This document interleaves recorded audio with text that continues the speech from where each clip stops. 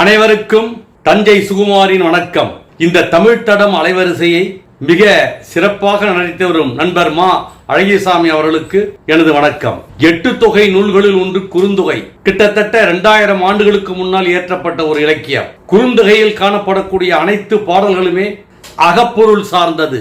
அதாவது தலைவன் தலைவி இருவரும் அன்பால் பிணைக்கப்பட்டு வாழக்கூடிய ஒரு காதல் வாழ்க்கையை பற்றி குறிப்பிடுவது அகப்பொருள் சார்ந்தது.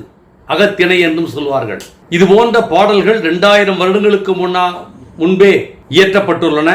அதை பார்க்கும் பொழுது பண்டை தமிழர்கள் எந்த அளவுக்கு சிறப்பாக வாழ்ந்தார்கள் என்று நமக்கு தெரிய வருகிறது. இந்த காலகட்டத்திலே எல்லா சமூகத்திலுமே திருமணமான ஒரு சில நாட்களிலேயே கருத்து வேறுபாடுகளும் முரண்பாடுகளும் உணர்ச்சி சிக்கல்களும் ஏற்பட்டு அந்த இளம் தம்பதியர்கள் பிரிந்து விடுகின்றனர். இது அதிகமாக இந்த காலத்திலே காணப்படுகிறது.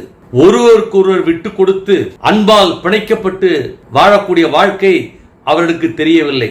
ஒவ்வொரு குடும்பத்திலும் அந்த காலத்திலே இருந்து கணவன் மனைவியிடையே கருத்து வேறுபாடுகளும் முரண்பாடுகளும் இருப்பதுண்டு. அவைகள் தற்காலிகமாக இருந்தன. ஏனென்றால் அவர்கள் இருவரும் அன்பால் பிணைக்கப்பட்டிருப்பதால் ஒரு நிலையான இல்லற வாழ்வை வாழ்ந்தனர். இந்த காலகட்டத்திலே அவ்வாறு இல்லாமல் இருப்பது சிறிது வருத்தம் அளிக்கிறது. இது போன்ற இலக்கியங்களை படித்தால் அல்லது பிற சொல்ல கேட்டால் 2000 வருடங்களுக்கு முன்பே எவ்வாறு வாழ்ந்தார்கள் மிக சிறப்பாக நமது முன்னோர்கள் என்று தெரிய வருகிறது. எனவே அப்படி ஒரு பாடலை நாம் இப்பொழுது காண்போம். குறுந்தொகை என்ற இலக்கியத்திலே வரக்கூடிய ஒரு பாடல். அந்த பாடல் உணர்த்தும் ஒரு காட்சி என்னவென்றால், ஒரு தலைவனும் தலைவியும் அன்பால் பிணைக்கப்பட்டு வாழ்கின்றனர். ஏதோ அவர்களுக்குள் சிறு வேறுபாடுகள், மன வேறுபாடு. ஏனென்றால் தலைவன் ஏதோ ஒரு காரணத்திற்காக பிரிந்து செல்ல வேண்டியிருக்கிறது. தலைவியால் ஏற்றுக்கொள்ள முடியவில்லை. எனவே தலைவி ஊடல் கொண்டு அவரிடம் பேசாமல் இருக்கிறாள். அவர்கள் வாழக்கூடிய பகுதி ஒரு மலைசாரல் பகுதி. அந்த மலையை சார்ந்துள்ள ஒரு பகுதியிலே இருவரும் அமர்ந்திருக்கின்றனர். மனைவியானவள், அந்த தலைவியானவள் அவரிடம் கோபம் கொண்டு பேசாமல் இருக்கிறாள். தலைவனுக்கும் தெரிகிறது. எனவே தலைவன் தலைவியை சமாதானப்படுத்த விரும்புகிறான். உடனே அவன் தலைவியை நோக்கி, தலைவி, நீ நினைப்பது போல் உன்னை விட்டு நான் பிரிந்து செல்ல மாட்டேன். அப்படி சென்றாலும் வெகு விரைவிலே வந்து விடுவேன். பொருளிட்டத்தான் நான் செல்ல வேண்டியிருக்கிறது. நீ என்னிடம் கோபித்துக் கொண்டிருக்கிறாய். ஆனால் உண்மையிலேயே நாம் இருவரும் அன்பால் பிணைக்கப்பட்டிருக்கிறோம். இருவரு உள்ளங்களும் ஒன்றோடு ஒன்று இணைந்து விட்டன. ஒரு அன்பு வாழ்க்கையை நாம் வாழ்ந்து கொண்டிருக்கிறோம். நம்முடைய வாழ்க்கை எவ்வாறு இருக்கிறது தெரியுமா? அங்கே பார், மழை பெய்து கொண்டிருக்கிறது. அந்த மழை நீரின் நிறத்தை பார். அது வானத்திலிருந்து வரும்பொழுது அதனுடைய நிறம் சற்று நிறமற்ற தன்மையோடு காணப்படுகிறது. அந்த மழை நீர் இங்கே செம்மண் நிலத்திலே விழுகிறது. செம்மண் நிலத்திலே விழுந்த பிறகு அந்த மழை நீர் அந்த செம்மண்ணோடு கலந்து அந்த செம்மண் நிலத்தின் நிறத்தை பெறுகிறது. இப்பொழுது அந்த மழை நீர் செந்நீராக ஓடுகிறது. அந்த நீரினுடைய நிறமும் சுவையும் அந்த செம்மண் நிலம் போலவே இருக்கின்றன. இவ்வாறு அந்த நிலமும் அந்த நீரும் ஒன்றோடு ஒன்று கலந்து பிரிக்க முடியாதபடி நிறத்திலும் தன்மையிலும் ஒன்றாக காணப்படுகிறது. இது போன்றதுதான் நமது வாழ்க்கை. நமது இருவர் உள்ளமும் ஒன்றோடொன்று இணைந்திருக்கிறது. உன்னுடைய தாய் யாரோ, என்னுடைய தாய் யாரோ, அவர்களுக்குள் நெருங்கிய உறவு கூட கிடையாது. உன்னுடைய தந்தை, என்னுடைய தந்தை, எந்த உறவும் இல்லை. சில வருடங்களுக்கு முன்னால் நீ யாரோ, நான் யாரோ, எந்த வகையிலும் உன்னை நான் அறிந்ததில்லை. ஆனால் இப்பொழுது காதலால் ஒன்றுபட்டிருக்கிறோம்.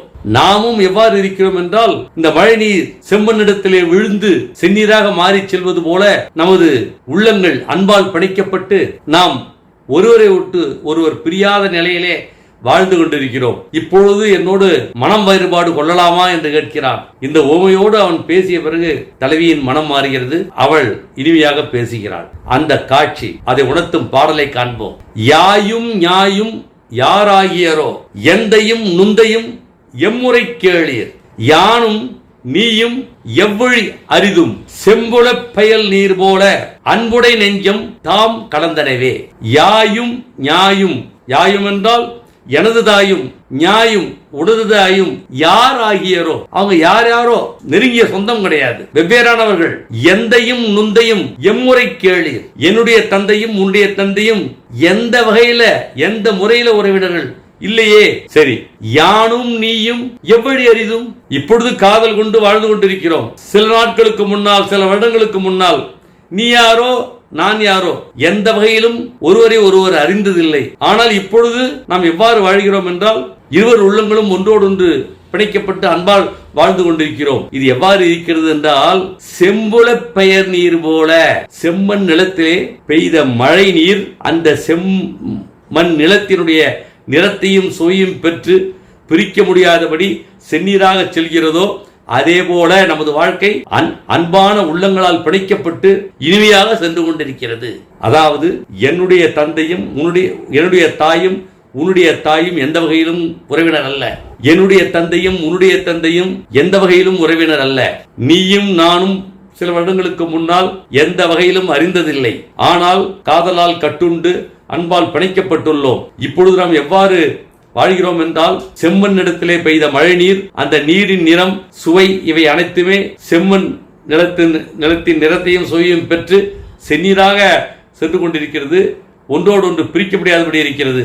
அதுபோல நமது அன்பான நெஞ்சங்கள் ஒன்றிணைந்து பிரிக்க முடியாமல் ஒரு இன்பமான வாழ்க்கையை நாம் வாழ்ந்து கொண்டிருக்கிறோம். எனவே என் மீது மன வேறுபாடு கொள்ள வேண்டாம் என்று கேட்கிறார். யாயும் ஞாயும் யாராகியரோ எந்தையும் நுந்தையும் எம்முறை கேளு யானும் நீயும் எவ்வளி அரிதும் செம்புளப் பெயல் நீர் போல அன்புடை நெஞ்சம் தாம் கலந்தனவே என்று இந்த பாடல் வருகிறது. இது போன்று வாழ்க்கை இருக்க வேண்டும். இதுபோல வெவ்வேறு சூழ்நிலையில் இருந்து வரக்கூடிய அந்த ஆணும் பெண்ணும் அன்பால் பிணைக்கப்பட வேண்டும். இருவர் உள்ளங்களும் இணைய வேண்டும். கருத்து வேறுபாடுகள் ஏற்படும், முரண்பாடுகள் ஏற்படும், உணர்ச்சி சிக்கல்கள் ஏற்படும். எது ஏற்பட்டாலும் அந்த அன்புடை நெஞ்சங்கள் ஒன்றோடு இணைந்து விட்டால் அந்த பிரிவு என்பது ஏற்படாது. அந்த இருவரிடையே ஏற்படக்கூடிய அந்த பிணக்கு தற்காலிகமாக மாறிவிடும். எப்பொழுதுமே நிறைவான காதல் வாழ்க்கை ஏற்படும். எனவே நான் இன்றைய திருமண வாழ்விலே ஈடுபடக்கூடிய இளைஞர்கள் மற்றும் இளைஞர்களை நான் கேட்டுக்கொள்வது என்னவென்றால், உங்களுக்குள் கருத்து வேறுபாடுகள் ஏற்பட்டாலும் அது